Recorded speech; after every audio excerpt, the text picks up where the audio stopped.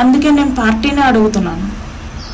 ఇప్పుడు పెళ్లి చేసుకున్న ప్రతి ఒక్కడు కోర్టు పర్మిషన్ తీసుకోడు కదా, తర్వాత మేము డివోర్స్ తీసుకోవాల్సి వస్తుందో లేదో ముందే కోర్టు పర్మిషన్ తీసుకుంటున్నామని చెప్పి. అంతే ఇది కూడా.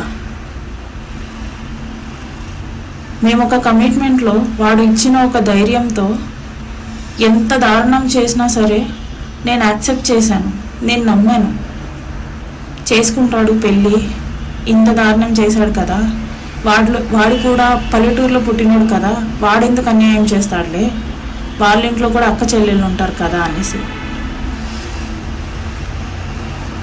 అది నమ్మి నేను మోసపోయాను అని చెప్పి బయటికి వచ్చినా కూడా అధికారంలో ఉండే వాళ్ళు ఏం చేస్తున్నారు?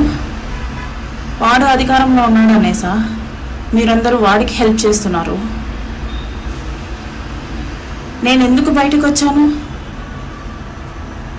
ప్రభుత్వం మీద ఉండే నమ్మకంతో బయటకు వచ్చాను. వ్యవస్థ నాకు న్యాయం చేస్తుందేమో అని బయటకు వచ్చాను. దీన్ని ఎంతమంది ఎన్ని రకాలుగా మాట్లాడారు. హనీ ట్రాప్ అన్నారు, బేరం కుదరలేదు అందుకే బయట పెట్టింది అనేసి అంటున్నారు, రాజకీయ కుట్ర అనేసి అంటున్నారు, వాళ్ళతో మాట్లాడింది వీళ్ళతో మాట్లాడింది అనేసి అంటున్నారు.